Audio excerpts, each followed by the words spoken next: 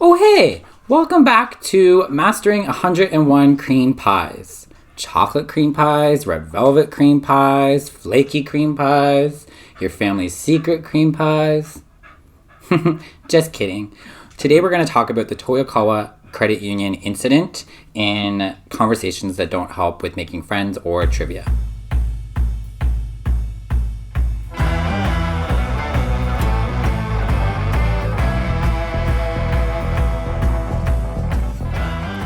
The Toyokawa Credit Union Incident was an event that happened in 1973 where 2.2 billion yen was withdrawn from a local credit union. By today's standards, that would be about $150 million. And this happened over between the period of December 9th and December 14th, 1973. Toyokawa is a city in Aichi Prefecture, Japan, which is home to Nagoya, the fourth largest city in Japan, and also Toyota, which is named after the cars. And Japan has a lot of these credit unions. They're like kiosk-style banks that are all over the place, owned by the Bank of Japan.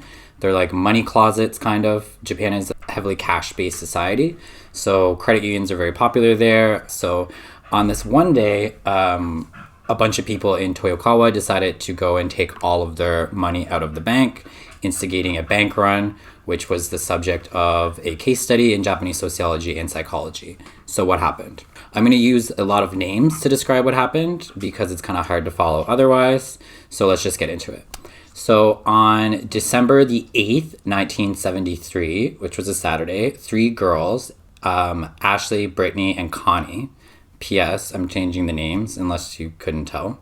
So Ashley, Brittany, and Connie were on the train. I assume they could have possibly been going to school or coming back from school because Japan had Saturday school until 2002.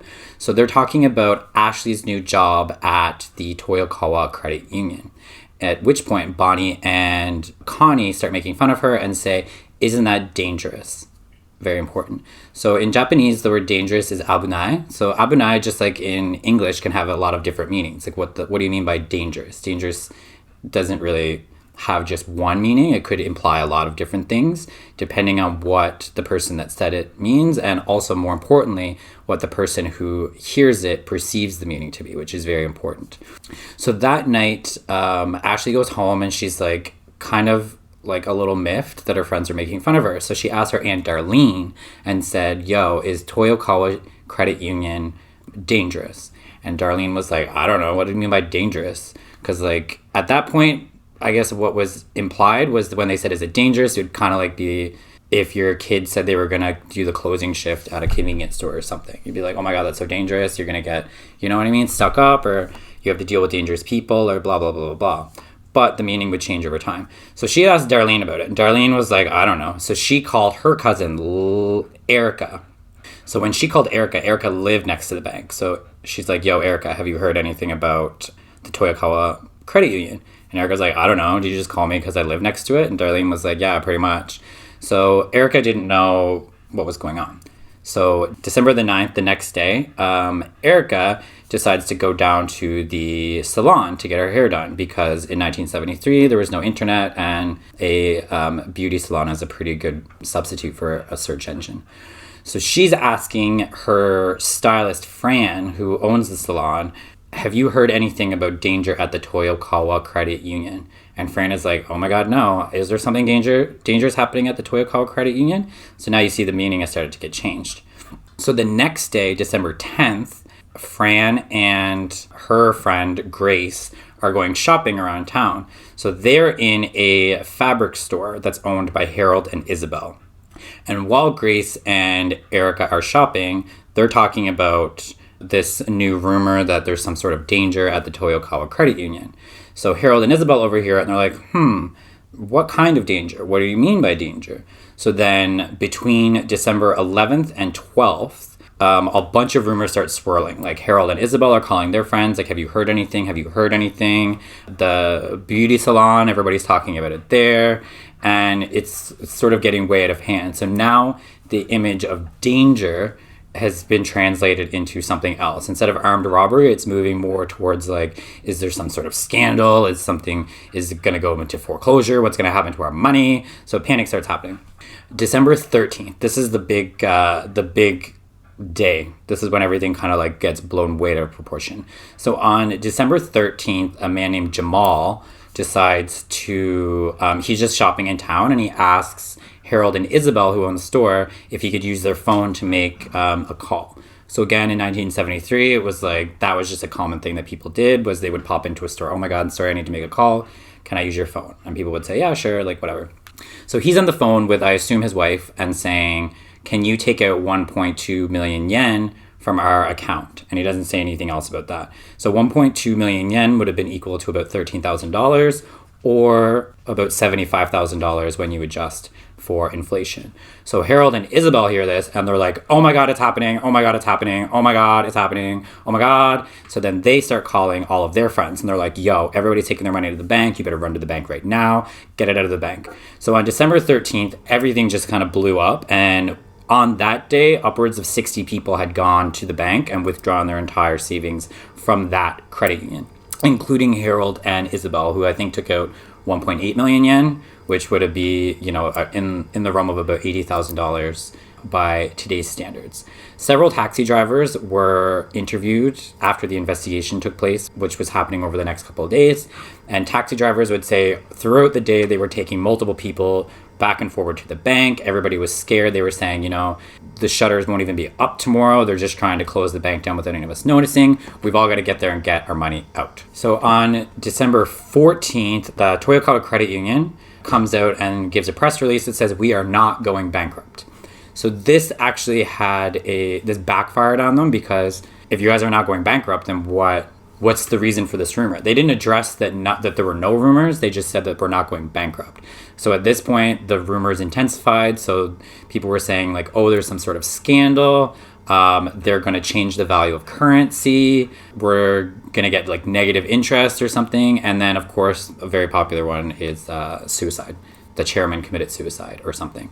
So it got so bad that night, the Bank of Japan, who owns the credit unions, went on TV and said, everybody settle down. They're like, calm down. There's no issue here. Everything is going to be fine. You guys are doing the most. Chill out. And that was like moderately successful.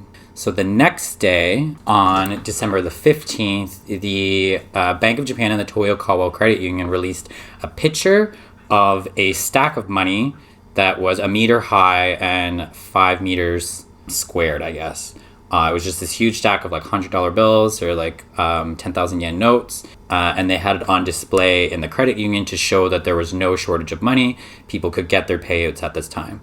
So the thing about credit unions and banks is that they don't have a lot of liquid assets. Like a bank would never have enough cash on hand to pay out people if everybody decided to go take out their money all at the same time, which is known as a bank run.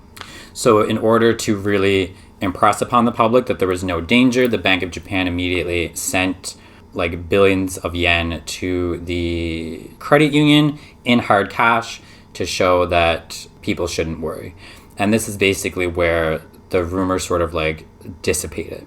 So on the 16th, the next day, the police had completed their investigation. They traced the rumor back to Ashley, Brittany, and Connie, and to Harold and Isabel. And on the 17th, the next day, it was national news. And they were just like, what happened in this freak accident? And then it just slowly faded from everyone's consciousness within sort of a week. So the important things to consider when, like, how did this happen? What were the factors that led to this like tiny rumor on a train just blowing way out of proportion? So the first one, the big important one, is that Harold and Isabel actually had lost a lot of money in an investment, a bad investment they'd made with the credit union in the same town about 7 years before. So for them, the rumors had much more visceral impact. It was actually scared. They'd actually been screwed over by a failed investment in the past, so they were likely to sort of like hear what they wanted to hear. Secondly, Jamal, who had made the phone call, actually hadn't heard about the rumors at all, and him withdrawing the money had nothing to do with the bank or the rumors or anything like that. So Japan is a cash-based society, and again, their credit unions are like money closets.